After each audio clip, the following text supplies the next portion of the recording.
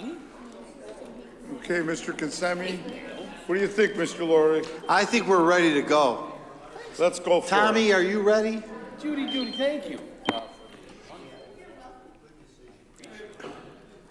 Preto, you were doing a good job of putting in a bonus. Mr. Preto, you are too gray. We're giving you some judgment. Yeah. Mr. Preto, we hate your guts.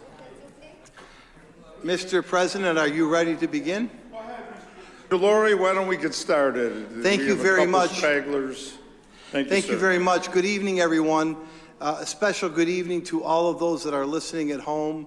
We do have quite a following who watch our board meetings either live on our webbing service or who watch them on tape delay. So welcome to you as well. We have a couple of presentations, a couple of speakers this evening. Mr. Petrosi, members of the board, we will need an executive session for just a couple of items. There will be no action taken outside of that board meeting. But before we get started with our first topic, I wanted to congratulate Ms. Conti on her new baby. I'm happy that you have. Congratulations, Ms. Conti. I hope your husband's not watching. I'm going to call John and give him the good news.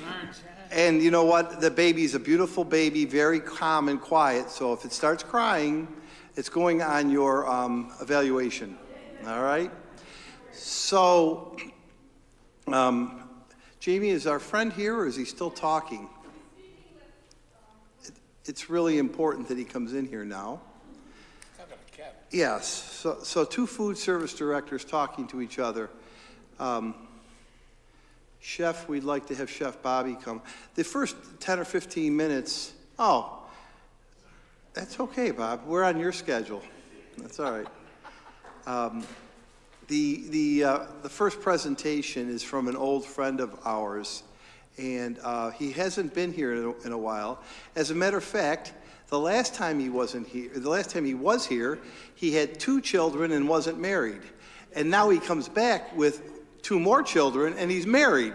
So that's how long it's been to have our good friend Chef Bobby Anderson, who we are super proud of.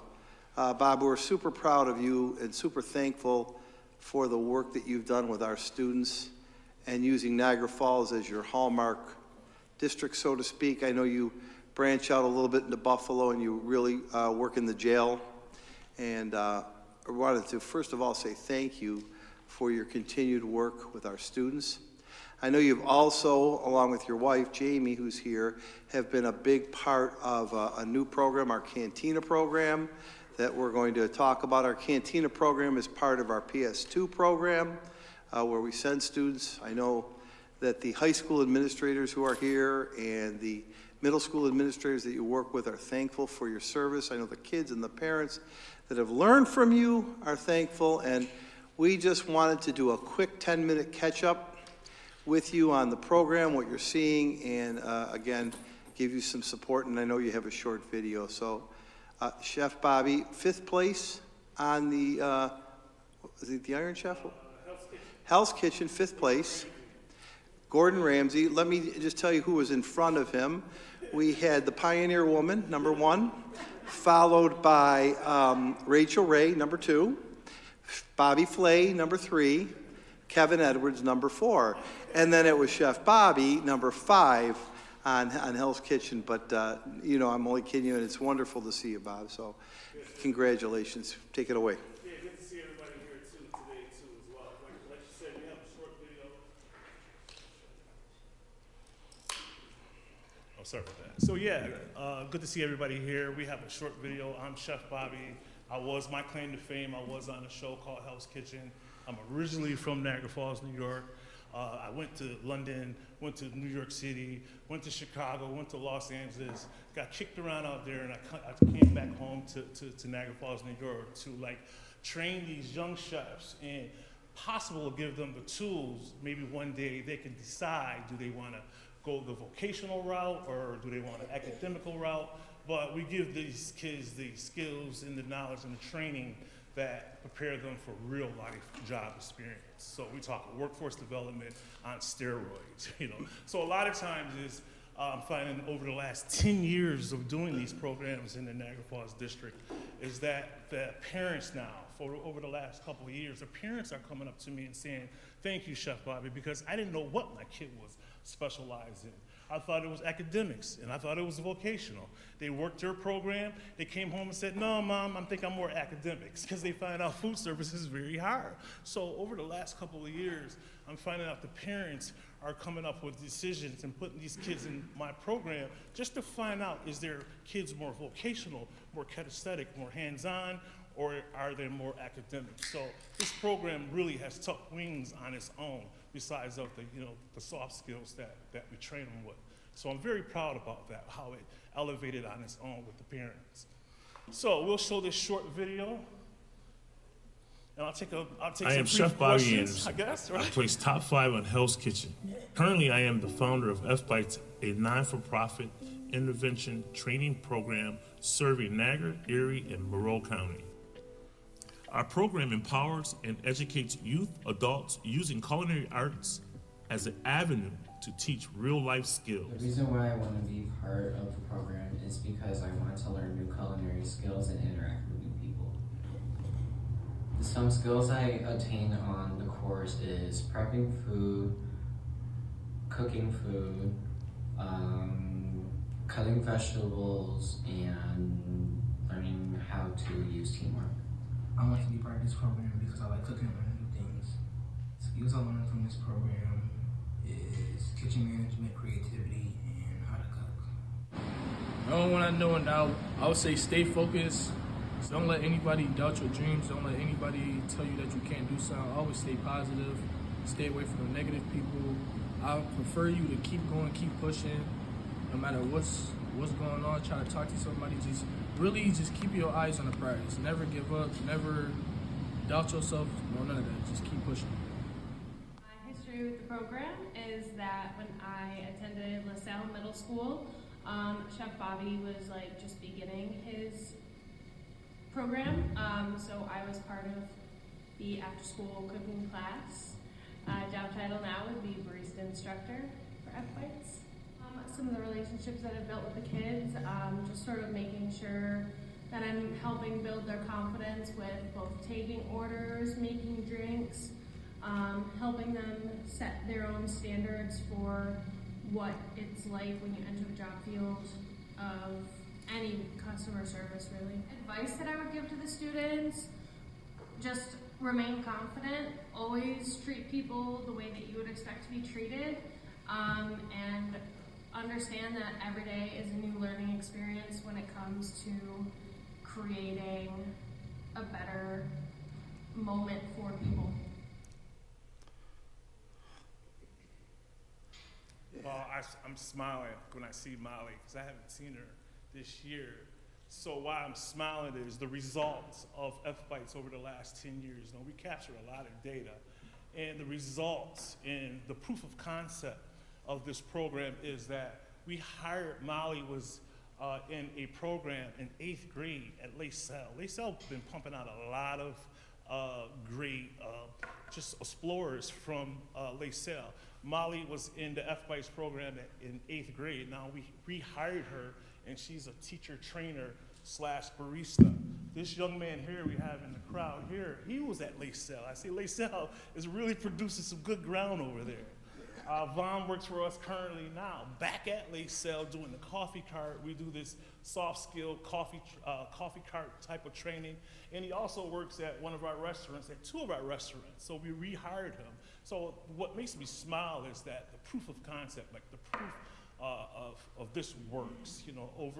Over the last 10 years, we're finding that, okay, these kids, they don't have a place to go in the summertime. And it was so funny, I was having a conversation with Kevin Edwards. He's like, how do you do it? How do you pay that high rent on Old Fall Street? We have one of the biggest restaurants on Old Fall Street.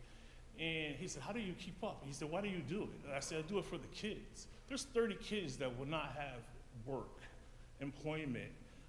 They will be walking the streets in the summertime. And we hire 30 kids from this program.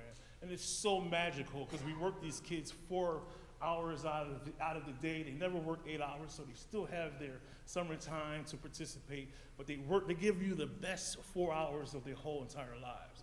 And for some of these kids, hearing French or hearing German or hearing someone speak Czechoslovakian for the first time on Old Fall Street, and opens their mind up. And so that's why I like the location on Old Fall Street. You know, we see Tony a lot. He helps us out a lot down there, and it's just a hustle and bustle. So I smile that these kids, these alumni that actually graduated from the program are actually workable. They're job coached. They're ready.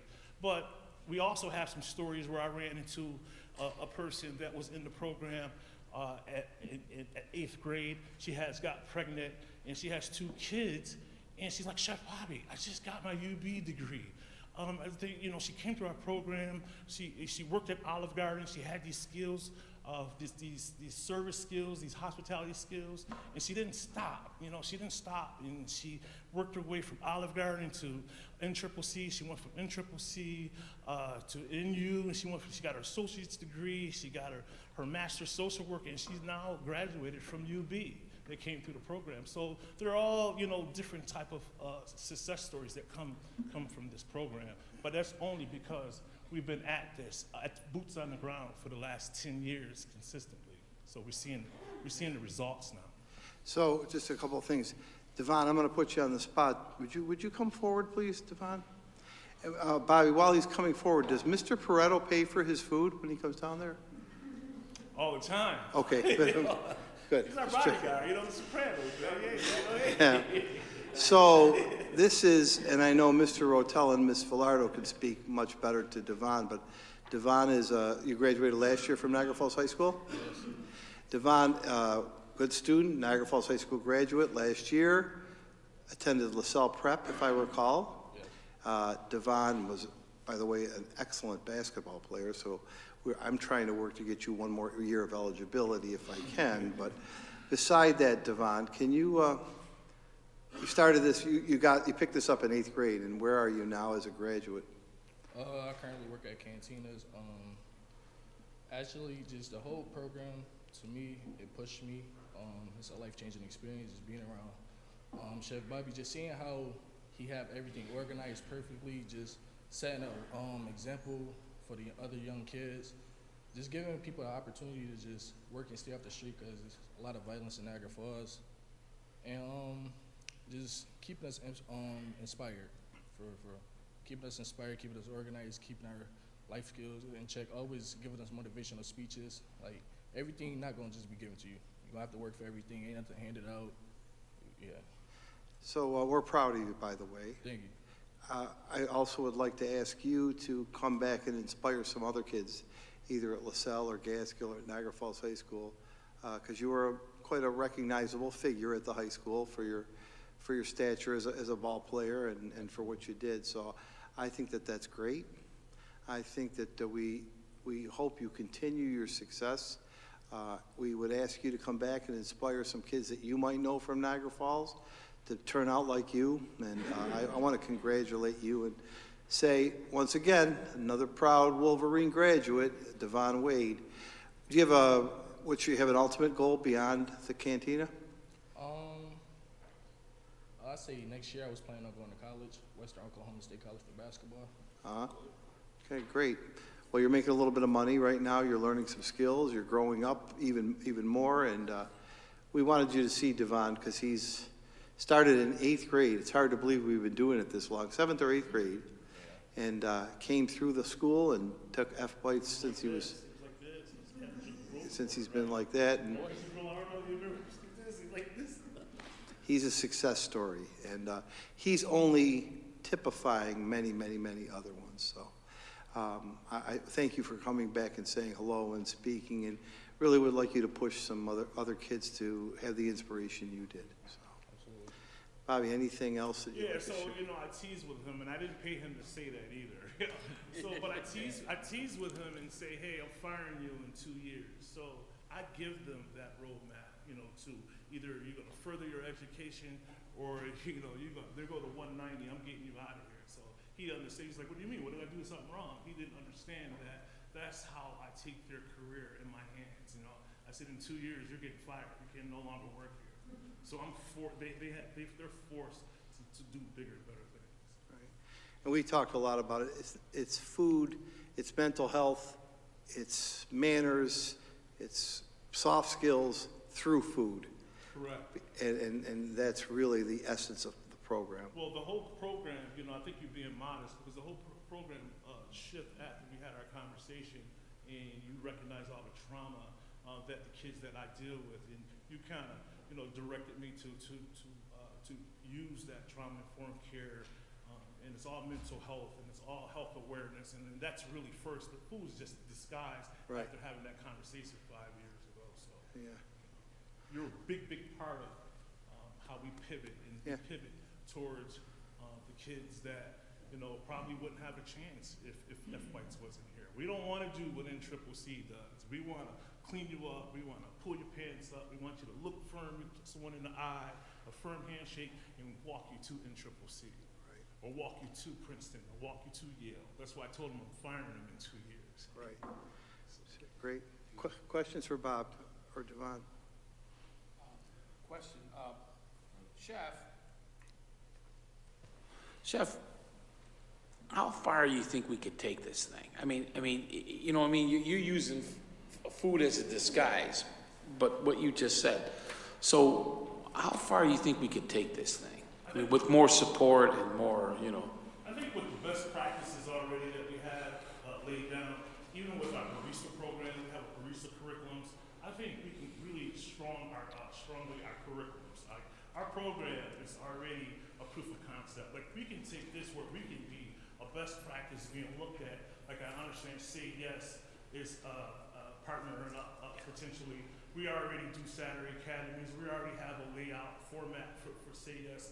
But this can be the catalyst for a bigger and better known-wide curriculum that actually teaches these soft skills and actually teach this work readiness through food. So, you know, it's endless, you know. But I think the pipeline through other agencies like Say Yes, we're already ready for Say Yes. We already have, F-Bites is, you know, you guys can say, we already have an outfit that's been with you for 5 years. They understand the Saturday Academies. We understand the program. We understand what the curriculum, what Say Yes is doing for Buffalo. So that's where I think this F-Bites can really improve with more curriculum. Thanks. Anything else? Well, Bobby, Devon, first of all, again, congratulations. Keep it up. Bobby, thank you very much. We wanted to give everybody an update and get a chance to see you again. Yeah, good seeing you guys. We haven't seen you, and next time you come back, are you bringing 2 more kids with you? Your own kids? Are you done? Or no? That's inappropriate. It's inappropriate. I said, my God. I said, how do you find time? Because you're all over the place. Are you still working in the jail? Yeah, so what we do is we go inside of Niagara County Jail in Lockport. We actually do a 4-week program similar to what we do with the high school, what we do with Lake Sale. Like, just because the kids are 12 and 13 and 14, we give them knives. We give them real life experiences. We really coach them on this is how the real world gonna be. And lastly, I think that what I want to mention is like our financial literacy part of it. You know, we teach them how to have a bank account. They got to have their own bank account for their paychecks to go into their bank. You know, I didn't have none of that growing up. So now that they have this financial literacy, they have their own bank account. Like, he has a bank account because his check goes right to the bank. No more paper checks. So we talk about, you know, budgeting your money. What do you do with your money? How's your credit score? I know we're talking. This is done today. So how's your credit score? Keep your credit score. Don't let, you know, your uncle put, you know, things in your credit. And these are the liaison talks that we have with our children here. Yeah. So thank you very, very much. We appreciate you. We expect more work. If I want to just punctuate this, I heard that you said you've hired 30 of our students. 30 kids in the summertime. So we have 3 outlets. I take the risk, and it's a big risk. We're talking Old Fall Street. We're talking premium leasing zone, and we have a 3,700 square foot restaurant where we hire 12 kids. We have a 2,000 square foot middle restaurant where we hire 8 kids, and we have this gorgeous. We really pride ourselves in that. The kids love going there. I call it a food concession because it's bigger than a food truck. So it houses about 4 or 5 kids can work there at one time, can all fit on this food truck. And they run their own show. Tony has witness to it. I mean, they're in there, you know. I am fully impressed. I was out there, had a little trouble with some power, ran into him. I go, I thought this was your rig. And then he showed me all these kids. And then about a half hour later, the tourists must have just came off the Made of the Mist because the place was jamming. And those kids were hustling. Yeah. And it was beautiful. It really was. And again, like, what I like about the superintendent is, for me, I remember when I was 15 years old, you know, coming from the economic challenge area that I came from. First time I went on Old Fall Street and heard someone speak Italian, I was like impressed. You know, so these kids are around all these tourists, they're around all these different nationalities, and it just inspires them. I see when they leave the work, they leave inspired when they hear different conversations or different languages. So Bobby, we want to thank you for the work in our schools and for taking on 30 jobs for our kids in the summer. So for those listening, this is now tied into our PS2 pathways. It's all part of it. The PS2 coordinators refer students to this. It's a really great pre-job preparation for NCCC or anywhere else. So just say thank you very much. Good for you. Keep it up. Devon, congratulations. Take care of those babies. How much does Mrs. Conti charge for babysitting? Do you know? Yeah, you know, I love her, and she's retiring. We want to keep her, you know. So you can. She might be looking for a job. F-Bites is a magnet. You know, we had one of our chefs. He left. You know, he's our main instructor. Chef Charles. He left for a while, and he's back with us. And that, you know, that's again, that goes to show you that we're strong. We're not going anywhere. We're in the community. We make an impact. And we're impacting these, you know, people's lives in the city of Niagara Falls. Thank you. How would the students, if there are people who are watching, get in touch with Chef Bobby? I'm sorry, one more time. How would the students get in touch with Chef Bobby? Yeah, I mean, how the referrals come through the principals at the high school. That's what the PS2 liaisons do. They look for kids interested in that, hook them up with Chef Bobby at the high school level. At the middle schools, I know the principals and counselors recommend them. A lot of kids, we started this and we wanted kids that, you know, might have had a little extra need of support, but then other kids said, I want to be part of this too, right? Remember that? Yeah. They're like, well, why can't I get into it? So at the high school, it's the PS2 coordinators, and at the prep school, it comes through the principals and the counselors.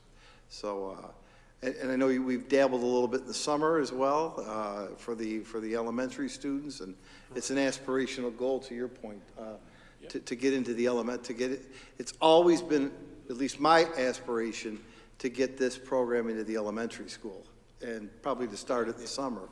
So it'd be really cool with some 4th, 5th, and 6th graders, I think. Right. Yeah. So, thank you, Bobby. Congratulations, Devon. Thank you, guys. Thank you. Thanks, everyone. You know, Mark, I don't think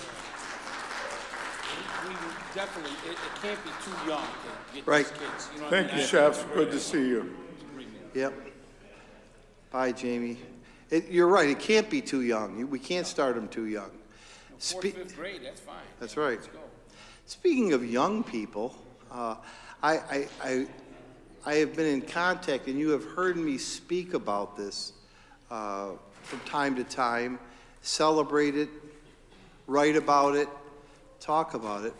But another program and just a gentleman I'd like to introduce to you and have him come just briefly because he'll do a more formal and full presentation of the future. But we're joined by Dante Richardson. Dante is with the Pipe Dreamers, and he is the instrument for which we ran our Stanford course through the high school.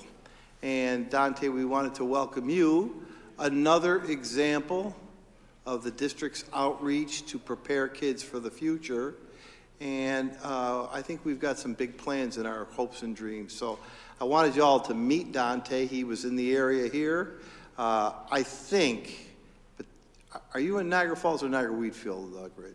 Oh no, I'm in Niagara Falls now. All right, just checking, because I would have cut you off if it was Niagara Wheatfield. But since you're in Niagara Falls, Dante was in the area with his friend, and we talk about the kids going through the Stanford program, the Stanford credit. This is the gentleman that brought it here. He has a relationship with Stanford along with Mr. Rotella and Ms. Villardo, and it's really through a program called Pipe Dreamers. He's going to come back with some more data and show you some things, but I wanted to introduce Dante since he was here and to say hello, and I won't put you on the spot for too much tonight because you're going to come back again. But please take a few minutes to talk about what you're doing. Okay, that'll be perfect. I would like to say hello to the board members and everybody a part of the city school district. So I grew up Buffalo, New York, East Side, particularly near the tops, right? Jefferson Avenue. So I had a chance to get a better education. I left Buffalo, New York, headed to Rochester, went to Rochester University, left Rochester University, got a job in New York City, ended up getting into technology. Long story that led me into Stanford University, grad school education. While at Stanford University grad school education, I enrolled in a program called the Stanford Learning Accelerator, where we study data, technology, learning, and brain science to create learning solutions for the future of learning. There, we co-founded an organization called Pipe Dreamers Foundation. It's an ecosystem development organization where we target underserved communities that's just as impacted, low income, and try to pipeline them into the technology workforce. And we started off in California. It was a rough start, because California, you would think that it's just this magical, wonderful place, but when you go into Oakland, when you go into Sacramento, when you go into more northern district of California, it's pretty horrible as far as basically having the same qualities of education that they have in the better school districts. There we got to deal with the California state to go into the prisons to teach them technology, and then we got to deal with the Oakland City School District to go directly into Oakland and teach them skills. Dual credit courses was implemented directly in the juvenile prison system. We had over 73 individuals take that course so far. 67 of them passed, and you'll see data on that down the line. 2 of the kids end up getting jobs at Facebook. Now, when I came back to Western New York, I ended up leaving Stanford, getting another job in New York City, coming to Western New York. And I wanted to implement the same program what we were doing on the West Coast, on the East, directly in my city, targeting kids from just impacted households, low-income families, giving them a bridge to the future of work. Because whether you like it or not, AI is coming. I know y'all hear the spooks of it, but 40% of our jobs in 2030 will be taken up, will be destroyed. So we have to prepare the kids for the future. So I ended up convincing Stanford to back me to come to Niagara Falls, New York. It took a little work, but after I basically showed these guys the history of Niagara Falls and how this was the bedrock of technology innovation, they started off with canal boats here, trading oil and trading furs. Somebody one day decided like, hey, we're gonna build a box that shoots lightning out of it. Nobody understood what that was at the time, but that was innovation. Those was factories, those was warehouses, those was chemical plants. Somebody has to take the initiative to train the kids to build the next future in Niagara Falls. And that will be digital products, that will be with computers, that will be with AI. Mark gave us the input to directly go into the school and implement this program. As soon as he heard it, he said we wanted to implement it. So the kids now, we have about 20 kids in the program. Some of them dropped out because it was an after-school program. We didn't get it into the curriculum directly. But we got around like half of the class, roughly 12 kids, that's gonna end up graduating with Stanford back credits in computer science AI. They could transfer those credits anywhere they want and get preference when they apply to go to Stanford University or kind of any university in America, because Stanford credits is backed by all of those schools. So they have a better shot to go to any college that they want. The next step, which you will see probably like in the end of this month when I do my bigger presentation, is our plan to pipeline these kids right from high school into tech jobs. Recently, they just did a field trip to Odoo. I don't know if you guys know who Odoo is, but it's one of the biggest technology companies to move to Western New York. They're gonna be supplying 350 jobs to the region of Western New York. So they're looking for sales engineers, they're looking for product managers, and they're looking for software developers.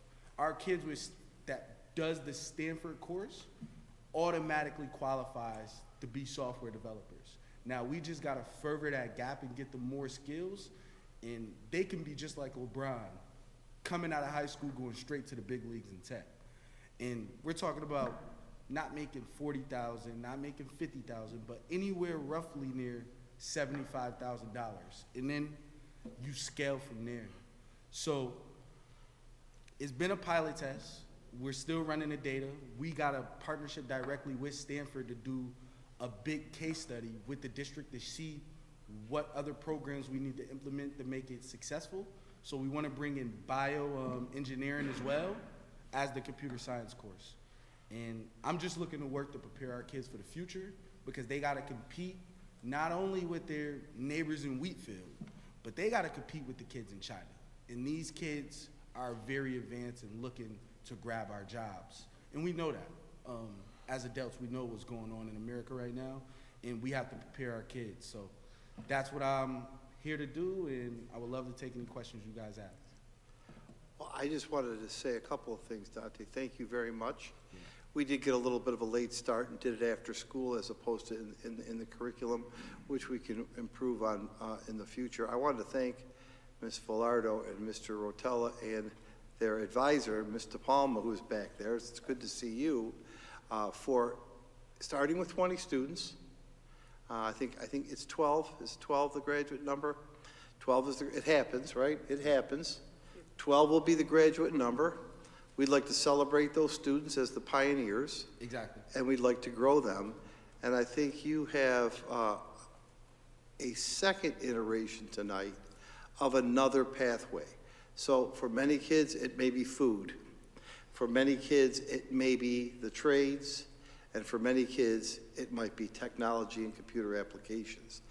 And if you remember the presentation that Mrs. Jones made on the new graduation standards, what we're trying to do is line up all those pathways to give kids the opportunity to certainly go to college, but also to, as Dante said, step out of high school and possibly walk into a $45,000, $50,000, $70,000 job and get hired immediately as a 19-year-old. So I thank you. We look forward to you coming back and showing more, and also celebrating those 12 graduates and seeing a little bit of that. I don't want to, is there any questions for Dante tonight? I don't have a question, I just got a comment. It's nice to finally meet you. I appreciate the phone call, and I think that this program is dope. I don't think that it is quite as, I don't think people realize what the opportunity is just yet. It's big. Yeah, Stanford, like, it's Ivy League. And so, you know, having those conversations and then and seeing where the program is going, I'm pretty excited about it, and I thank you for bringing it here. Sorry if I seemed a little dry earlier. It's okay. Kind of burnt out from I had a hard workout. This is the first step. So the first step is actually giving them the skills. The next step is allowing them to develop the skills in the community. So that comes with new technology companies. These kids are innovative. So that tech leads you directly into entrepreneurship. That's like the final step. It always happens.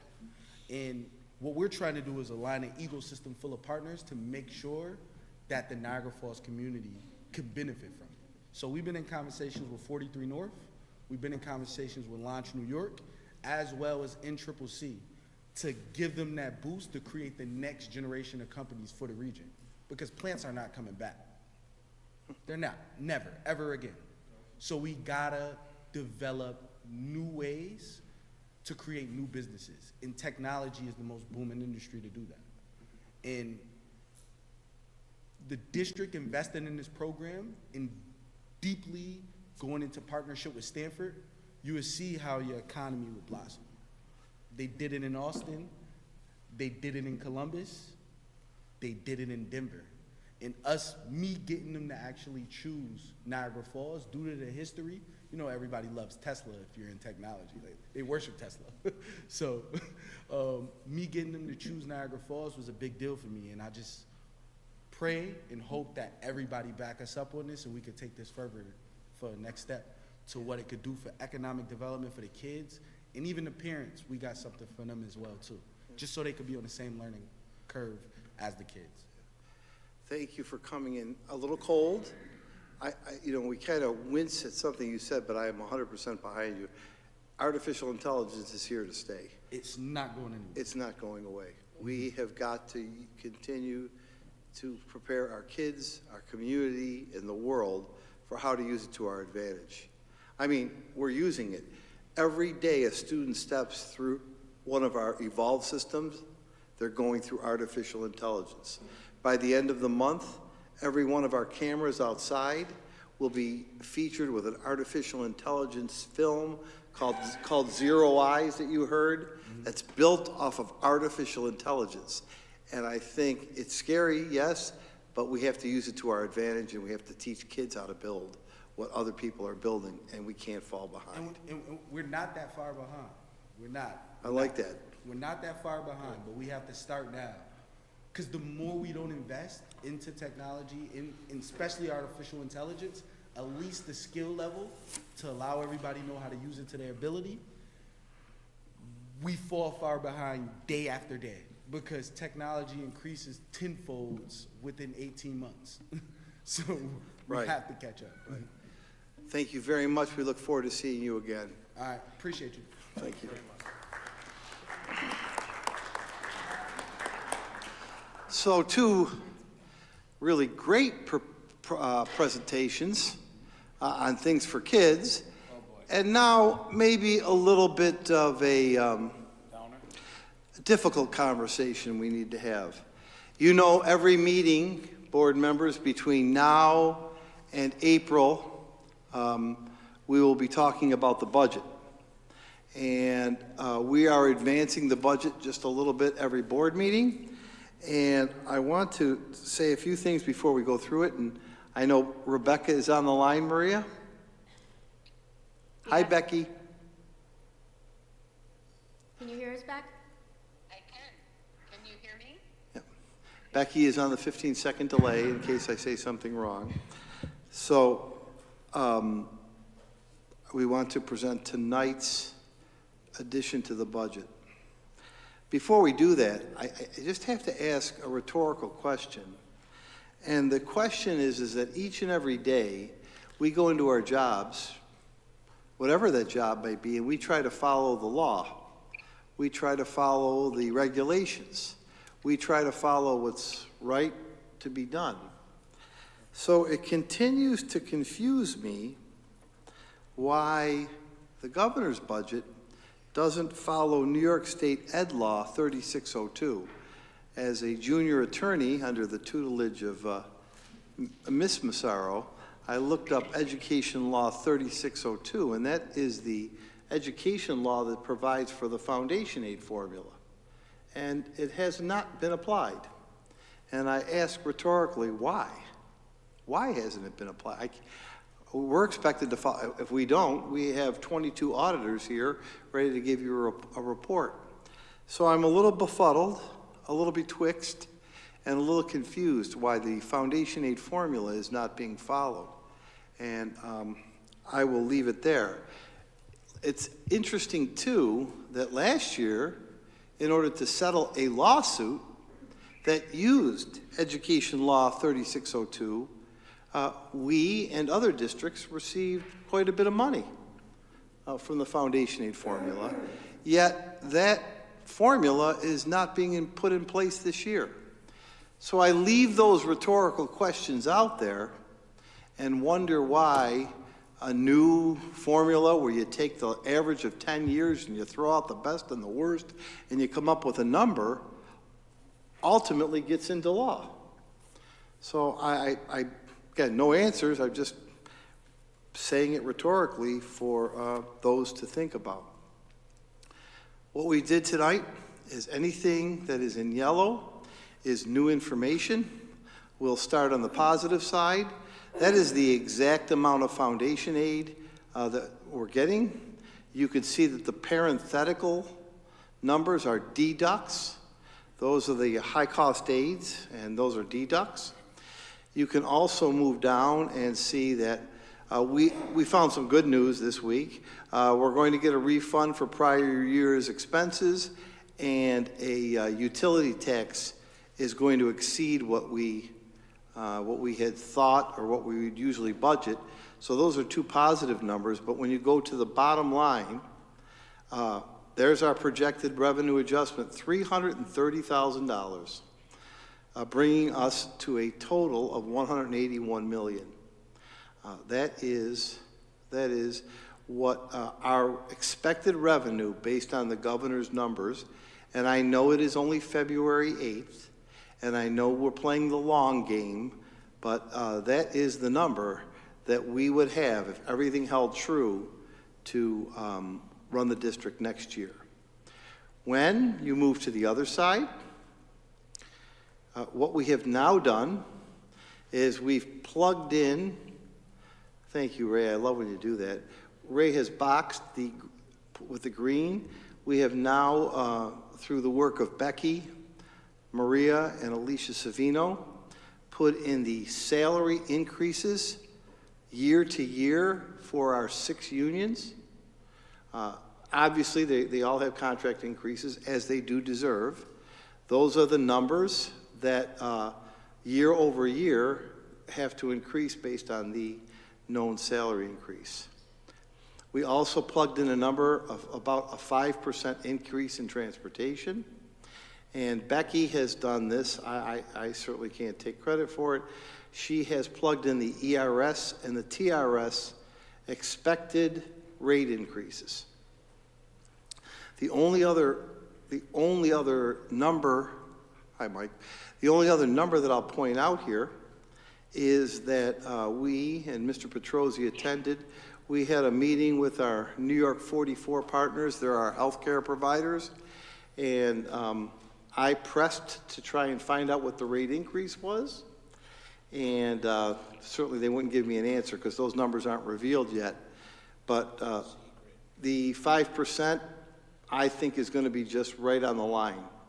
I think that's where it's going to come out. I mean, sometimes we put that in there and it comes in at 3%. I think based on what I heard, it's going to be, I'm going to predict 4.5%, but they're saying 5% is a good number, even though the BOCES provider said he put 7% in his budget. I'm comfortable with the 5%.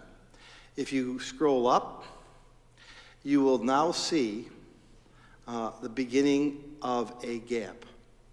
So based on those yellows, the gap between the total revenue and the total expense is $5.1 million, a number we have not seen in years. If you would just do me one favor, Ray, would you go back the other way to the top? Because I want to, no, the other way. Yeah, there we go. Other way, I'm sorry. Go right there. We still have 4 more numbers to plug in. Various contract increases, utilities, which I think we're going to budget about 5 to 7% we talked about there.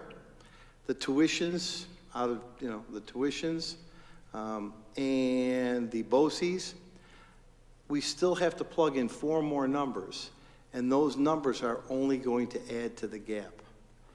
So it is not the prettiest picture. Ray, if you'd scroll up, you can see that there is a $5.1 million gap. Now, and I'll ask Becky to chime in, one of the reserves that we're going to absolutely ask you to use, go back down, Ray, is the $750,000 reserve for debt payment. That's based on a premium that I think we have to use. It's a reserve, so we've had this conversation at length last year, so we show it below the line because it is a reserve. But when you use that reserve, and I'm going to strongly recommend that one we do use, and Becky can tell you why, the gap comes down just a little bit to about 4.3%. Now, remember, there's still 4 more lines that on February 22nd we're going to plug in. We just need a little bit more time to get more rock solid with those numbers. So you can see that that number's big, that we've used one below the line number, and we're at about a $4.3 million, $4.4 million gap right now. It's going to grow. I'm not going to sugarcoat it. It's going to grow, and then the work will begin. How do we make that 2 things? How do we make that 0? Because we have to do that by the start of next school year. But more importantly, remember, public and board members, all you're voting on, all I'm going to recommend is that blue number, which if it was today and it's not done, would be 186,977. Remember, that's all you vote on. That's all we vote on. If you scroll up, one more item to show you. I believe in showing everybody the exact amount of reserves we have. Please note those reserves can only be used for certain things. That's the limit. The great news is that we have them. The bad news is that they will go away pretty fast. And this is not a one-year phenomenon of a budget cliff. The only thing I want to point out before I ask Becky to make any comments and then for you to ask questions is, if you see the increase in the tax levy, we are in a negative tax cap situation. Because of our debt falling off, there is no way we're going to be able to get into a positive tax cap. What does that mean? That means that you're probably not going to want to raise taxes, number one. And number two, we will definitely need a supermajority to pass this budget at 60%. One political statement here. We have been saying it for the last 8 years. When they formulated the tax cap calculation, I really believe those who did it never anticipated that a tax cap could go in the negative. And I know you remember, we have put resolution after commentary to eliminate the ability to have a negative tax cap, make it 0, and not need a supermajority, but that has fallen on deaf ears. Rebecca, anything you'd like to add? Or anything I messed up as a junior accountant? No, but you're absolutely correct about the tax cap. I think it's an unintended consequence of that calculation. And the first year that people were realizing a negative calculation, I'm not sure that they really knew how to handle it. And they just made the determination that you have to follow the calculation at face value. So a negative means it should be a decrease. So since I don't recommend a decrease in the levy, because then it's only going to be a harder increase on taxpayers when that time comes. So it should really net to 0, but it doesn't. So we would need a supermajority. And also the reserve for debt, that is premiums we received on a bond in 2016. And we are obligated to use those premiums towards the interest payments of that bond. And we have 7 years left to pay that down. And we have to apply that amount to reach that goal and use the funds adequately. That's why we have the 750 already included, because we have to pay it off in 7 years. If we don't pay it, we have to pay it off. So we want to pay it on the schedule. I know it's a reserve, but I put it in there now. I know it's a reserve, but I put it in there now. Final statements, and then we'll open it up for questions. If the questions are difficult, Becky will answer them. If they're easy or opinions, I'll answer them. Mainly the opinion ones. Next steps for us. On the 22nd of February, you'll have a full budget picture and a final gap number. That's the next step. Then in March, we will start bringing you strategies to reduce that gap. So one more meeting to complete this sheet. We've taken it slow. We've been very methodical in looking at our numbers. And then beginning in March, the March 14th meeting, what we'll start attacking is how do you want us to, and how are we prepared to reduce that $5 or $6 million gap to zero by the start of next school year, July 1st, and also what will be the final budget number that will go on the proposition May 22nd. Those are the next steps in this budget process. With that, I will open it up to any questions. This one's for Becky, I think, Mark. Becky, those reserves, are they all in interest-bearing accounts? You know, Those reserves, Mr. Petrosi, are actually in various accounts.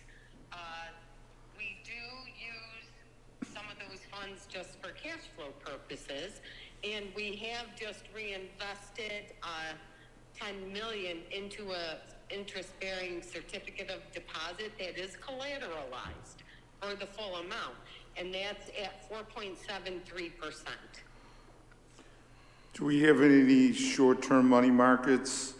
Because for what and again, I'm not an investment person, but I understand you can ladder them for 30 days and out, and they're paying, you know, close to 5%. Are we, I guess the question is, are we maximizing all of that, or do we need to take another look? We are maximizing what we feel we are safe to invest, that we can safely invest without jeopardizing our ability to make payroll and our other cash flow obligations. And that investment is going to yield 4.73%. So we have every available dollars invested. That's what I was, thank you for the answer. Thank you. Other questions? I know it's early and you mentioned you're going to talk about it later, but I'm still concerned about us. Hopefully, we don't have to lose any programs or personnel. I mean, that's going to be the last on our list to I'm with you. I'm with you. How does it, do you have any idea how it looks? I don't know, I shouldn't put you on the spot, maybe No, more time, but we I'm had very our- concerned about that, and that's I the am least too. thing we want to do. I am too. So let me try to answer that without being too circumspect. I think our kids need more, not less. I think you would agree.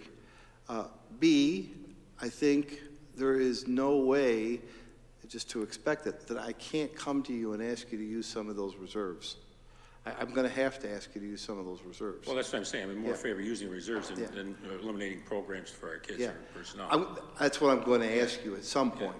My job, I think, is to ask you to use as few dollars as possible out of those reserves.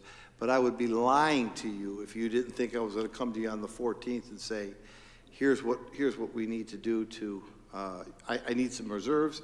How do you feel about this? Or we have to lose some programs or people.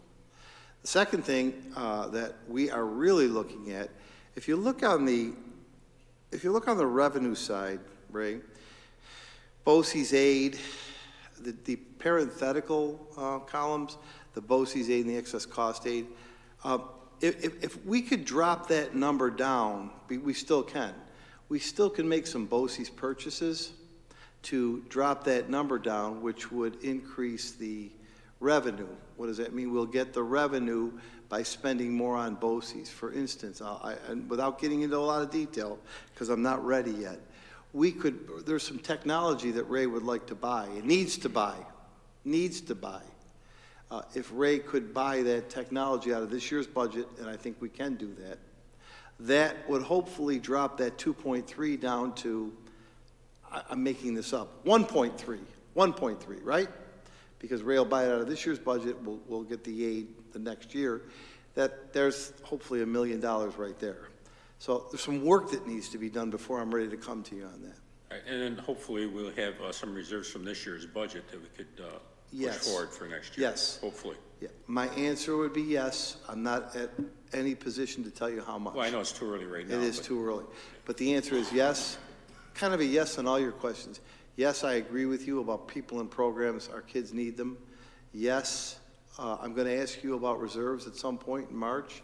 And yes, to your last question as well. So this is going to be some work, ladies and gentlemen. This is going to be some work, and we're going to be tied up with this for a couple of weeks. But we had a meeting this morning. We're starting to put together a couple of different plans and scenarios. I just need that time to work with our team to give you the best shot. But let's just face it, there is going to be a gap this year. That's not something I've said in the last 3 or 4 or 5 years. I don't see any way around two things. A, there being a gap, and B, me asking you to use reserves. I just don't see any way around it. So just that's an anticipatory set for what's to come. Mark, if I could take you and Becky back to that BOCES aid. Yeah. I'm a little confused. Yep. Let's use a number of $1 million on technology. Is that $1 million in the budget now? Yeah. There's money Is it in the general fund budget? Yes. So you're going to, that's what I didn't understand. So we're going to take it from the general fund, put it in the BOCES budget. Yep. So it's not going to affect our deficit this year. We'll get the refund next year. Right. Becky, you want to help with that? Am I good with that? Yes, that's correct. There is money available throughout the general fund budget that we could reallocate toward some BOCES purchases that would generate additional aid for next year's revenue stream. Right, it doesn't help us this year, though, am I correct? It'll help us next year. Next year. It'll help us in next year's budget. No, I mean, it's a good thing. It's a good thing. But it doesn't help us this year. Okay. It's a good thing. Got it, Becky. It'll help us next year, and that was one of the topics of our meeting today. So let me just tell you without being so cryptic. Ray wants to improve the projector system. What is it, Ray? Yeah, projector system, and then mainly laptops are already off cycle, so to purchase them this year would be a good thing. So we'll buy them through BOCES, get the reimbursement. It won't be dollar for dollar, but we'll do it that way. We'll use Ray's legal purchases of technology to offset that $2.3 million. That was a conversation that happened at 12:15 today. We have a lot of work to do on that, But that's what I need the next couple of weeks to do. So if we drop that down, let's pretend the gap is $5 million. That gets it down to $4 million. There's no way I'm not going to ask you for a couple of million from the reserves. Now, where we take it is where we have to talk about, and how much you're willing to give is something that you'll have to advise me on. They can't go any higher. I'm kidding, Russ. Go ahead, Tony. Okay, so there's no way that the governor is going to see things more clear and work those numbers a little more in schools' favor. Yeah. Tony, that's another way that this gap could be shortened, if that's the right word. If the governor saw fit to get us back to our foundation aid, it's not going to make up the whole gap, but it'll cut into it. Every dollar is going to help. It's not a huge number, but every dollar is going to help. So, obviously, this just isn't hurting, you know, the small school districts in western New York, obviously, so you people out there can hear this. This is even hurting the Big Five, right? 90 million from Buffalo. Buffalo's gap is $90 million. $90 million is Buffalo's gap.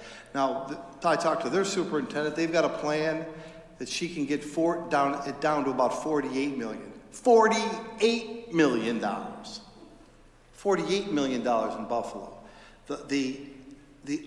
I'm speaking for my fellow superintendents. There are districts, we're getting at least some money, not much, but some. They're losing $600,000 to $1 million. Losing it. That's that hold harmless. Are you hearing about hold harmless? That's gone away. That takes me back to what happened to Law 3602? How do you get rid of hold harmless? Yeah, I mean, you're saying what it is, but how do you do that? That's education law. I can't violate education law. I try not to. I don't think I do. I can't go tomorrow and violate education law. I think you'd have a problem with me. I might lose my job. How does that happen? I ask rhetorically. Other questions? Let me tell you this, though, and I'm not being Pollyanna. We're going to get it done. We are going to get it done. We're going to persevere. We're going to get it done. I just, I don't like to get the community nervous. I ask you to be patient as board members, and the community. We're going to get it done. We will get it done. Want to know why? Because I know we'll get help, Tony, to your point. And I know we've got really, really smart people sitting over there. Really smart people. And we're going to get it done. But I just have to foreshadow, I don't see how we can get it done without using reserves. Okay? And the other thing is, to the listeners, there is no way, no way we can do this, and Becky's looked at it 100 ways. There is no way we can get back to zero and not have a negative tax cap. Just the way the poorly written formula will never do it. So what does that mean? We need the voters. I can't tell them how to vote. I'm not going to tell them how to vote. We need 60% to pass this budget. And if it doesn't pass, an interesting thing happens, and I don't want to ever think in the negative. I never want to think in the negative. But if it doesn't pass, one of the hallmarks of this Board of Education is the community use of schools. The community use of schools.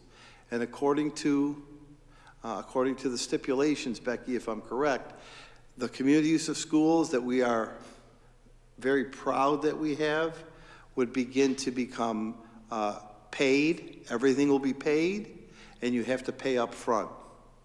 So again, I'm not trying to threaten anyone, because we're going to get it done. But if we don't pass the budget, the board can do two things. The board can reissue a new budget if you want to do it again and revote, or you could accept that and we'll go with a contingency budget that will come with some strings. And I don't really want to do that. So we're going to get it done. We are going to get it done. I don't want anybody to be nervous, to be upset. I just want you to trust us and let us have the time to work. That's all I ask. So thank you. Jim? Sure. Isn't this a time when all of our districts should be getting together and starting whatever campaigns we need to notify our governor that we were very disappointed instead of trying to do it one at a time? Right. And I think we get support from the other districts. I think they're all facing the same exact problem. And I think we should just maybe move on that very quickly. I agree. And one thing that we learned at the breakfast we attended was, it's great for me to go there, but they've already heard from me. What I think will make a difference, and I certainly think it's a great idea. I might want to load that bus with some parents. Oh, yeah. I might want to load that bus with some parents and some community members. I'm not above lobbying there. I'm not above doing it. But hey, here comes that handsome, charming Mark Laurie. We've heard his spiel a lot. Let's bring some parents here whose kids are going to be impacted. let's think about the fact that we're just coming out of something and we used all that ARP money for all these programs, and they're making a difference, and now they're going away. I don't want them to go away. Now they're going away. They can't. They can't go away.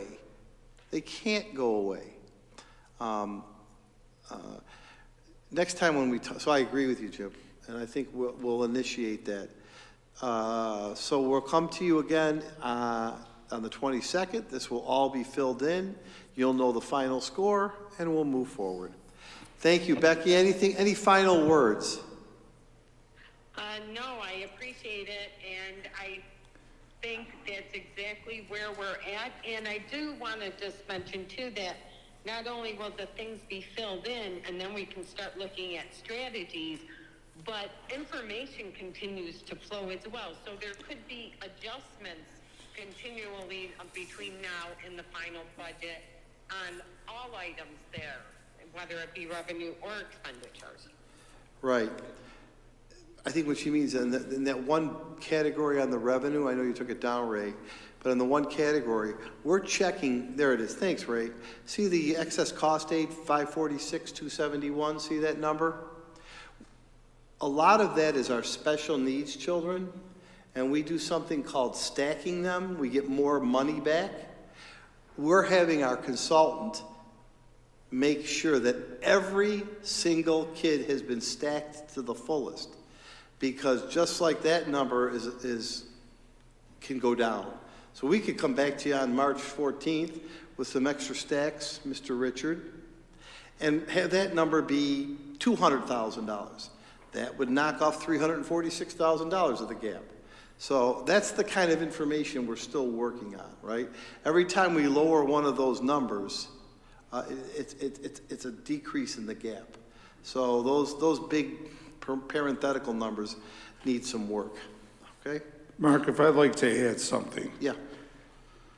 What this is, in my eyes, this is her failure with the ridiculous policies being able to pay for them. She has to raise revenue from somewhere. You either raise revenue or you cut. So she's cutting us to pay for her ridiculous programs that don't make any sense. Otherwise, she has to raise state income tax, and right. they'll definitely, that will hurt her.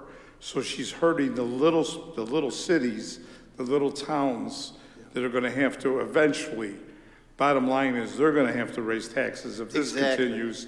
And the bottom line is she doesn't have to take the heat. Yeah. So the bottom line is you gotta look at her programs. Yeah. Well, I happen to agree with you, Russ. I might say it a little softer. She's trying to push it back onto local school districts to raise taxes so it doesn't come from one place, right? The fallacy of that is we can't raise taxes. We can't raise taxes in Niagara Falls. So there's no money to get. It's not a good practice, but it takes it out of her hands and puts it in your hands. So for maybe only the second time this week, I agree with you, Russ. So that's right where we're at. Without any other questions, I'd like to pull up the agenda for the 22nd and ask the team to help me with this. Wish Becky adieu. I think that means goodbye in a different language. Thanks, Ray. Here we go. First of all, thanks, Ray. Sandy Hook Promise, Mr. Wotton and a guest will present. We are subscribing to the Sandy Hook Promise. Came through one of our grants, Rick, and Stop Violence grant. And we're going to put the Sandy Hook Promise in place. This is a tip line for parents and kids to use outside of school hours. It's a tip line. So kids that are in trouble or feeling in trouble will be able to call in anonymously, and we're going to do it in the middle schools and high school? Yes. Just the middle schools and high school. I'll have Stan and a guest take you through that. Then we'll go through the happy news of the budget, review the agenda, and then you have a regular board meeting. There won't be any January graduates. I see that on there. We don't have any January, do we, Ms. Filardo? So we'll take that off. I didn't see that. We'll go through the regular items. The first thing that I want to call to your attention is there will be a bid. This bid is for environmental testing and sampling.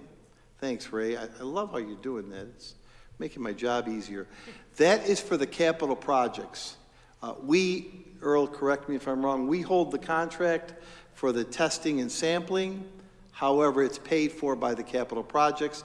That bid will open at 2 o'clock on Tuesday, February 20th. So I don't know who the lowest responsible bidder is. I'll text you that name and the amount. But we do have money in the capital projects for environmental testing and sampling. You know that will come up during the course of our capital projects, and we'll have a lowest apparent bidder. How'd I do, Earl? Perfect. Good answer. And by the way, I really do like your beard. It's looking really good. Earl, you think so? I do. Yeah. It's official. It's official. Moving ahead, Maria will come forward in a moment to do the personnel. Maria, why don't you come up now? Now? Okay, sir, I'm on my way. Anyway, while we're doing that, Maria, who left this bottle of Grecian formula for me? There's one major suspect. I'm not sure if it was for Tony Pareto or me, but this is here in front of my chair. Judith, do you know anything about this?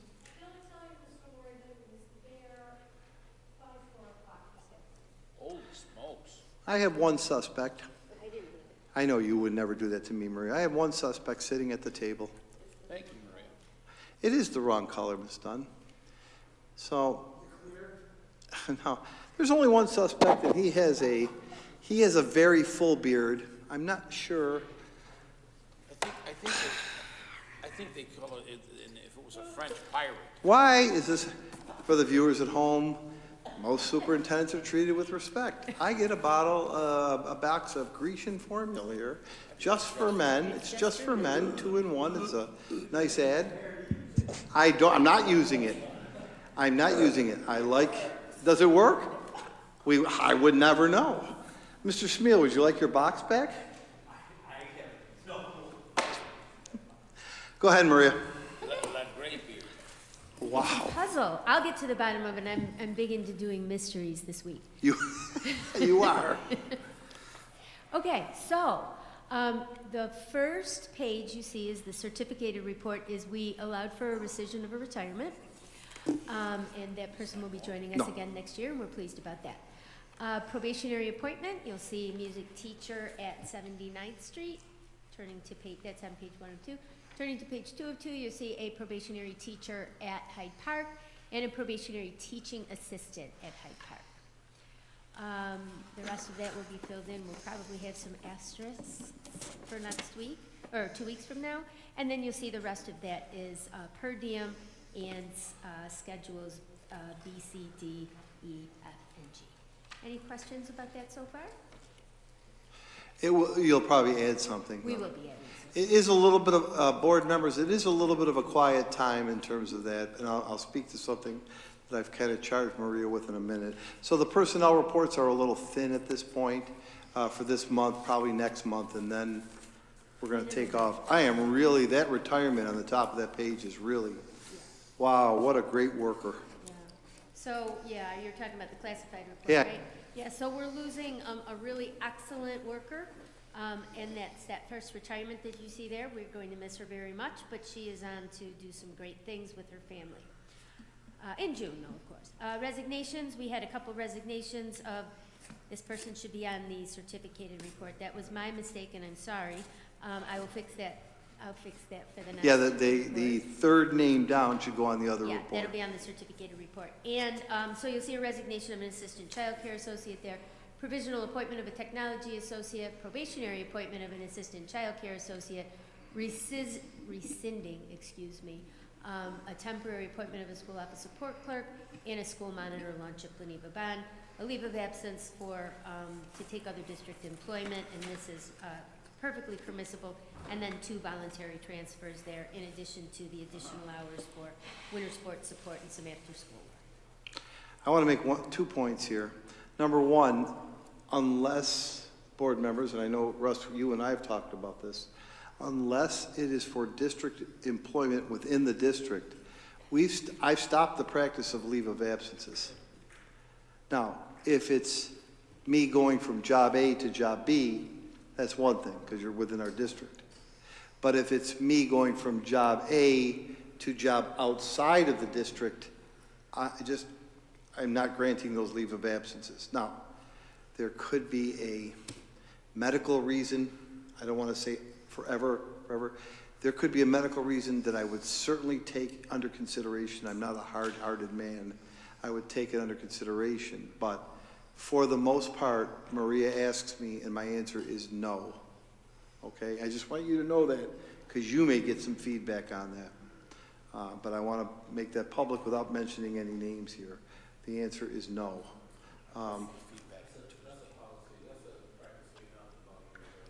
Just about, we're really enforcing it, Mr. Bass. Really, I'm really, holding the line on it. And again, if it's, Earl going from his supervisor job to part-time cleaner, I would let that happen. But if it was anything else, it was, he's kind of thinking about that, the way I treat him, but I love Earl, you know that, but no more. If you're staying within our family,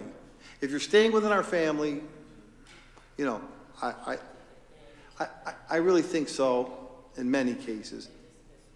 And you know what else it does? That's right. Now we've got to fill it, and people are saying, well, why would I take a job somebody might be coming back to?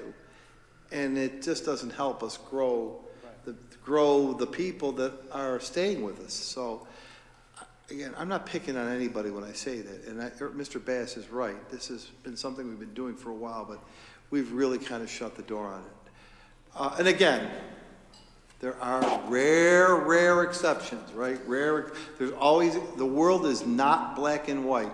There is gray everywhere. So, Mark, can I ask a question? You can ask anything you want. Maria, somebody, I'm just being hypothetical, works for us for 10 years, leaves. Then they reapply and come back a year later. Do they get the 10 years back? In some occasions, yes. In some circumstances, they do. Is it contractual? Is it our choice? It's contractual based upon the length of time of what we call their break-in service. And what is that break-in service? Typically, more than a year, we wouldn't do it. Okay. Okay, if it was more than a year, we typically wouldn't do it, but in certain circumstances, we might. No, I understand there's circumstances. Yeah, in certain circumstances. But it's not guaranteed. Correct. Right, thank you. Correct. Good question. The other thing while Maria's here is, I've given her the task, because I know she's twiddling her thumbs. I want staffing for next year to be started in February for lots of reasons. It will help us develop the elementary schedule sooner, so we'll know. We'll take a good look at class sizes for obvious reasons, and I'm not threatening there in any way, but it will help us maybe adjust some of the numbers in the budget, and because she can handle it. So and finally, because we're going to hire regular subs, and I'd like people to know where their job is earlier. So we usually do this in April. We're accelerating that about 2 months. I'd like to get a preliminary report at the end of February, and that will help us not only with the budget, but it will help us to more quickly notify people. The other part of that, and we had a long discussion about this today, is I usually drag my feet. I'm not going to drag my feet as much because I want her to get all of the certificated staffing done so she can move to the classified staffing earlier, and we're able to do more training with the classified staff, who we have started to do a better job of, but I really have to do and offer more training to our classified staff. So I just wanted you to know that, and Maria said, sure, I'll have it done by tomorrow, or was it the end of the month? So that's where we are. So I'm glad it's you and not your father that I told that to. But any other questions for Maria? Okay, thank you. Yeah, actually, I gave Angelo 2 compliments this week, and you know, it hurt me. I said 2 nice things about him, and it hurt me. Moving ahead, we have some short-term contracts. Lenny Holt is an author for Bleneva Bond. Gabe Gonzalez is doing a marvelous job with boxing. I don't know if it is, 2 things have happened. He's continuing to work with Niagara Falls High School. Brian and Cheryl are shaking their heads. He's working with the middle school, and I have to tell you, he has given 6 of our students, just like Chef Bobby, he's given 6 of our students free memberships. He's taught them how to box, and he tells me that there are, of those 6 students, that there are 1, maybe up to 6 kids who have real potential to be in the boxing ring. A real potential. And gosh, well, look what we've talked about tonight. AI, food, boxing.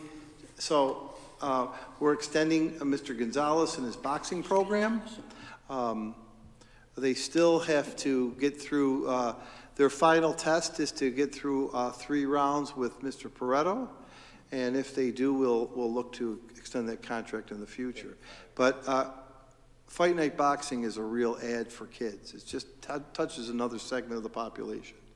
The next are TRC workshops, right? TRC workshops. These are courses for the Teacher Resource Center, all paid for by a grant. Remember, I say at every meeting, F codes are grant codes. You know that. It's grant money. It's not that $180 million budget. F codes are grant codes. Ray and I, as well as Rick and others, we really need to push assistive technology for our special needs students. So Ray has a trainer coming in for assistive technology that is using technology to help our special needs students. And Mrs. Villardo, through Ms. Cowart, has asked to have Open Buffalo return. I think it was pretty successful last year, Cheryl. And Open Buffalo is a very frank discussion about race relations, diversity, equity with the students and the staff. Okay, very frank conversation. Am I capturing that right? Very frank conversation. And we'll remind you of these days. I sat in on one session with Ms. Villardo, and it is no holds barred. Kids talk.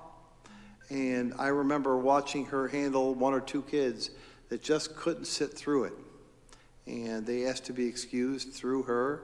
She let them leave and had a conversation in her office with them. But it's frank talk about really the real world. So we think it is a really good way to let our kids have an outlet and to use their voice. And these are really skilled, trained people who bring us Open Buffalo. This is not, this is just a skill set that we don't have. So it was great last year. We're doing it again. I'm glad they're doing it. I'll speak a little bit more about it in a moment under my reports. Those are the short-term contracts we have. In terms of resolutions, Earl had his fire reports done. Mr. Smeal, anything? We have to approve the fire reports. Anything to mention on the fire reports? Best year ever, I'm happy to say. Least amount of deficiencies since I've been director of facilities. Wow. Thanks, Earl, and kind of a shameless pat on the back. But nice job. Judith Mary Heim Blasser. Yes, Mr. Lord. That's a lot of names. It is. And am I giving you the right one yet? Yes. This is Judy. This is an amended approval. 602, right? Am I on the right one? Well, yes, you are. 602. Would you please, am I talking about, is this the voting one, 602? No, 603 is. Agreement with Judge Rottenberg. Okay. That is Mrs. Mateers that was added after Yeah, the board. this is received. not, that's why it was throwing me. Yeah, yeah, thank you, Nick. It's different.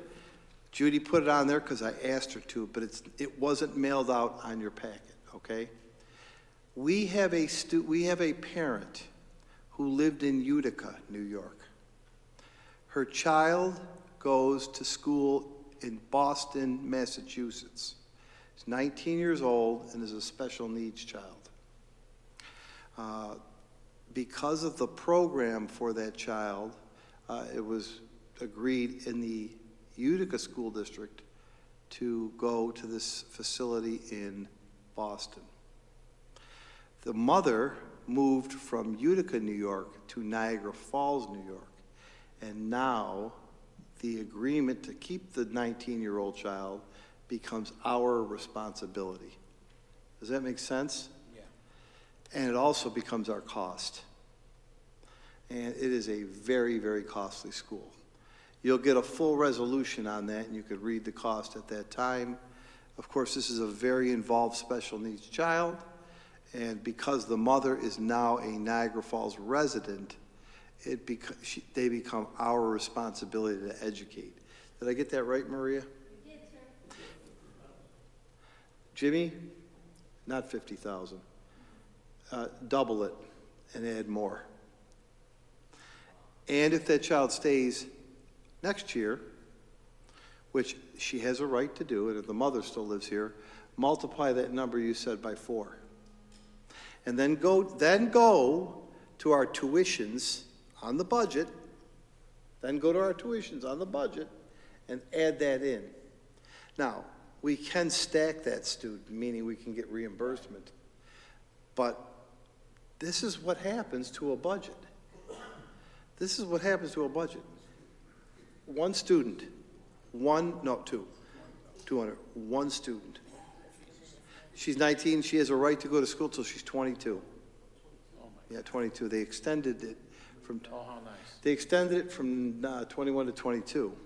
Now, please, I am not passing any judgment on the student at all, nor am I passing any judgment on the mom. I'm just talking about the budget here. This is what happens to a school district budget.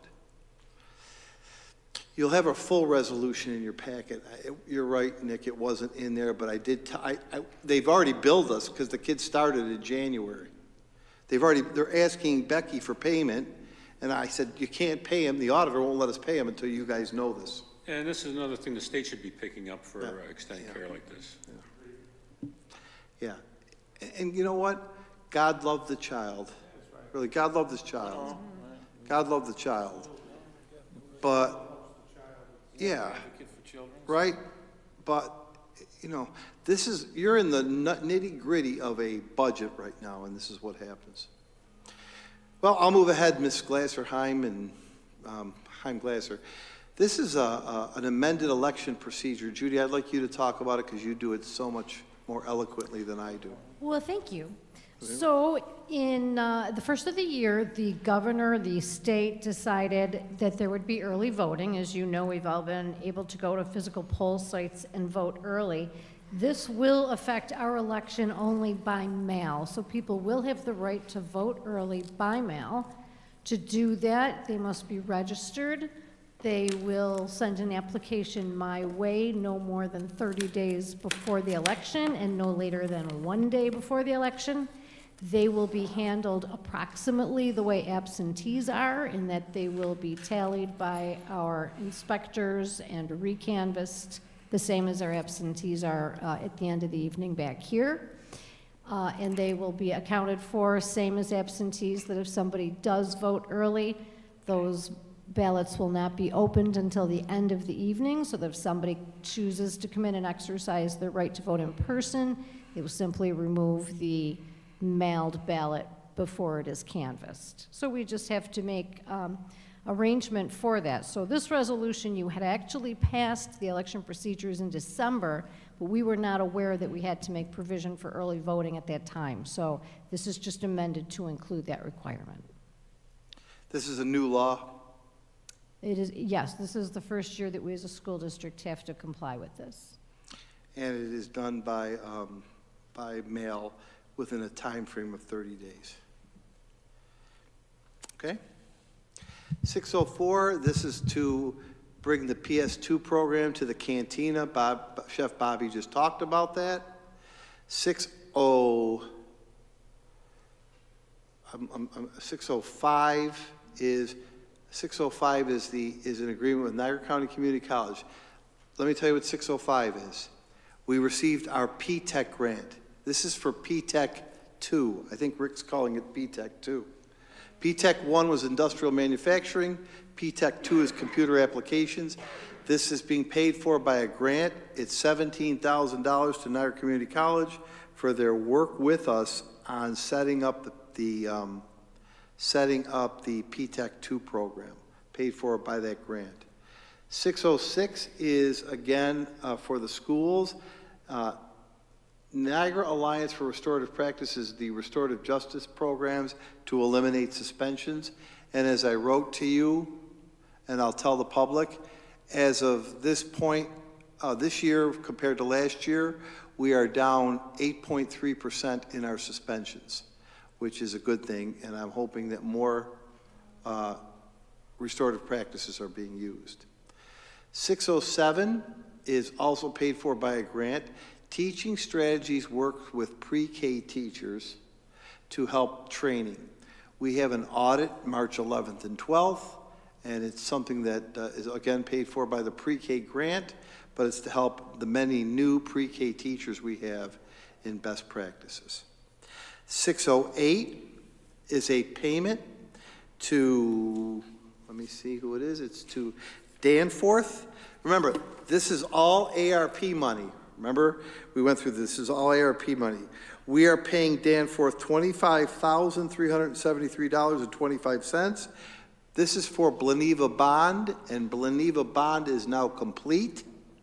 And Richard is only holding the retainage on this. So Bond's system is done. We're holding the retainage to make sure it works, coming out of ARP. 608 is for the electrical, $12,892.67, ARP money. The next one should be HVAC for DV Brown. This is HVAC work. Remember, we're doing this at the high school as well. $471,133.50, American Rescue Funds money. And the final one is for Johnson Controls, $18,664.07. That is the final, those are payments out of ARP money.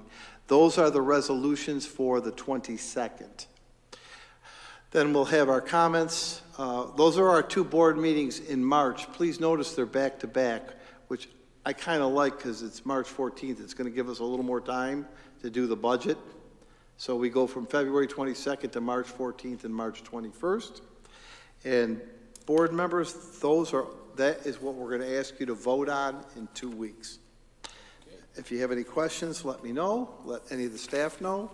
If you don't, I would like to conclude this work session with just some information, if I may. Absolutely. Thank you. Sure. I just want to thank whoever and whomever put this all event schedule together for us. Yes. The first time I've seen one in 5 years. Yes. And it's readable. It's still on a one-page sheet of paper. Yes. It must make you real happy. Yes. But why? I would like to see this board put an ad in the paper with Yes. this in it. We will, because the Gazette's no longer carrying that. It was done by Joe Contento, just so you know. So he deserves the credit. We'll start doing it, Jim, and you're right, the newspaper doesn't print those anymore. No, we got to get it out. We have to, because I got a call today, I referred to Joe. Somebody wanted to go to, you asked Nick, somebody wanted to go to a game, so Joe was able to, it's on our website, but Joe was able to do it. Some people still like the old hard copy. Some people. Yeah. Some people like the old hard copy. So we'll do that for you by the month. I mean, it's just a mailer card. It's Yeah. the same Yep. thing. I just think that we need it. Yep. Every family needs it. Yep. And no hiding it. Yep. Thanks for noticing. My reports, I'll start with the troubling one. Zero Eyes, this is the artificial intelligence on cameras. We've purchased, you saw the presentation in December. It's been purchased. It will go on cameras and be on our cameras by the end of the month, February. It's going on 380 outside cameras, and it will be there at the end of the month. Interestingly, I was at Niagara University today talking about this, and they were interested in buying the same product because, again, it's artificial intelligence, and it's really strong, vetted by myself, Ray, Chief Del Porto.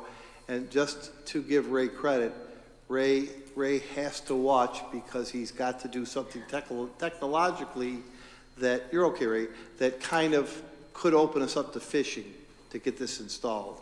And it's worth it to have it. We'll deal with the phishing. I want the safety. Secondly, and this is something that I just want to, I just need to point this out. We had two very disturbing incidents with parents this week. It will not be tolerated in or outside of our schools. I want to remind parents watching and listening that if you're approaching a school, you must approach with an appointment. If you're having a dispute in the school or outside of the school, unequivocally, you will not remain a welcome guest in that school. And unfortunately, we had two instances this week at two different elementary schools. Not acceptable, not the example that we're going to have our kids see, happened at dismissal time, disruptive, and I just want to reinforce, and I know I have your support.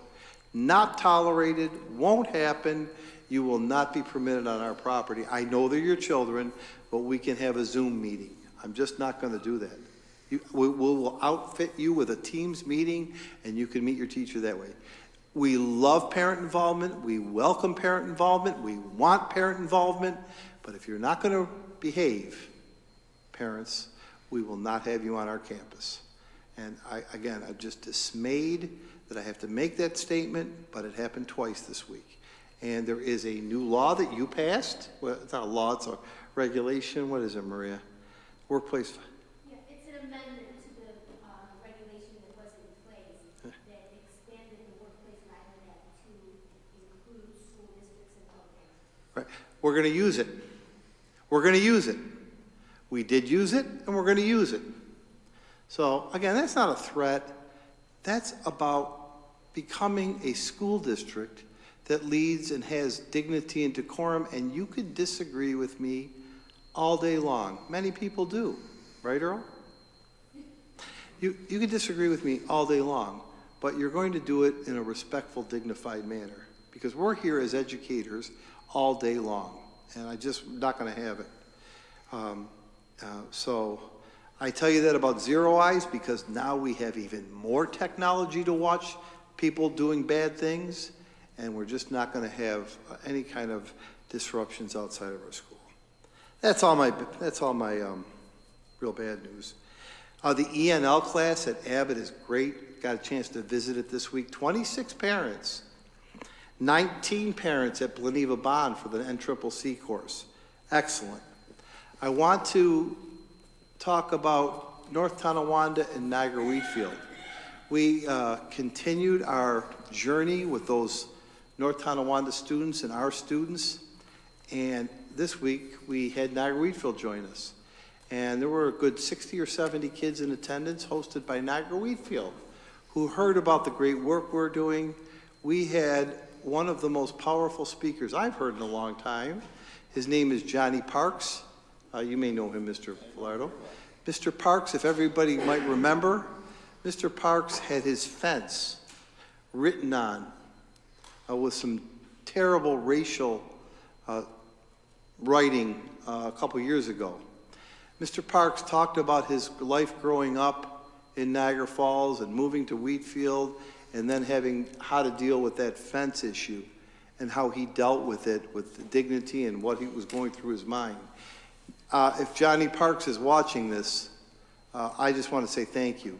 He had 70 kids spellbound and set a great tone for their conversation the rest of the day.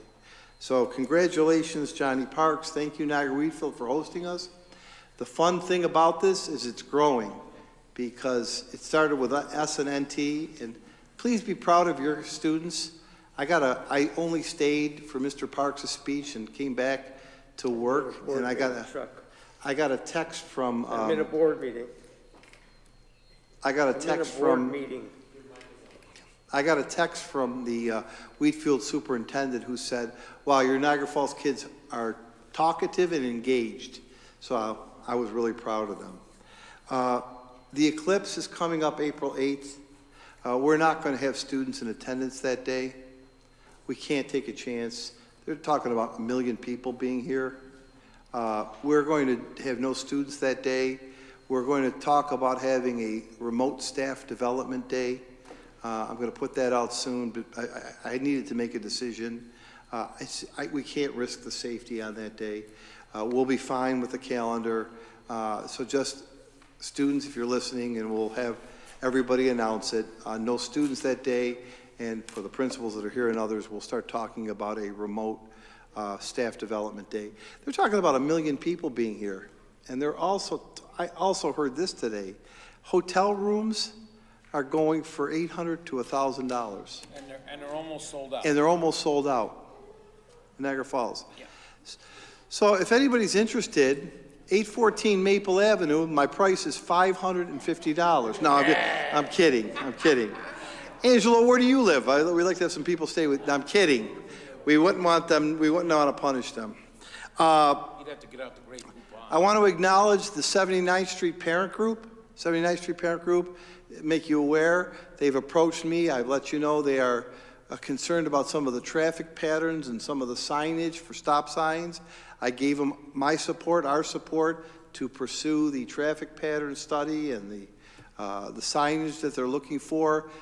They have good, well-meaning hearts, and I support them. And if it makes sense and it's safe and it saves one accident, it's worth it. So I want to acknowledge that.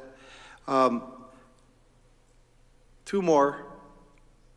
Maria and Dr. Foote, right here in this room on the 28th of February, are hosting a residency grant meeting. You have to have a bachelor's degree, and if you have a question, if you know somebody, have them come. You have to have a bachelor's degree, and you have to have a willingness and an ability to transfer into becoming a teacher in a high-need area. So we have about 26 or 28 slots. Maria and Dr. Foote will answer all the questions that afternoon, 3:30 to about 5. I think we'll limit it to 90 minutes. Finally, just a postscript to last week, almost a breakthrough. We are still struggling with our name change. Becky says we think we have a breakthrough. It's tomorrow that is the big day. I have called, because we can't wait anymore, I've called Senators Schumer and Gillibrand. Of course, I didn't talk to them. They didn't know I was calling them. But that's how the level that we're at to get this name thing straightened out. We need help. Becky felt that at the end of today, Richard, that we were getting close. Kudos to Richard for he's been along the way with Becky trying to get this done, but we're still not set yet with that. Why do I bring that up? We can't get federal money coming into the district because they don't think we exist. We've been here for since 1888, right, Judy? Something like that. We've been here. We're not going away. So bureaucracy at its best. Members of the board, those are all my reports. I don't know if you have any questions. If you don't, no questions. If you don't, I would like to ask for an executive session. There will be no action taken after this executive session. And the reason for the executive session is in the case of 3 people for the demotion, discipline, suspension, or dismissal of 3 persons. There will be no action taken after that executive session, and those are the reasons. So. Motion? Second. Mr. Valero? Any questions? All in favor? Say aye. Aye. Thanks, everybody. Thank you. Thanks, Tommy. Thank you, Nicholas. Be careful. You don't have to go home, but you can't stay here.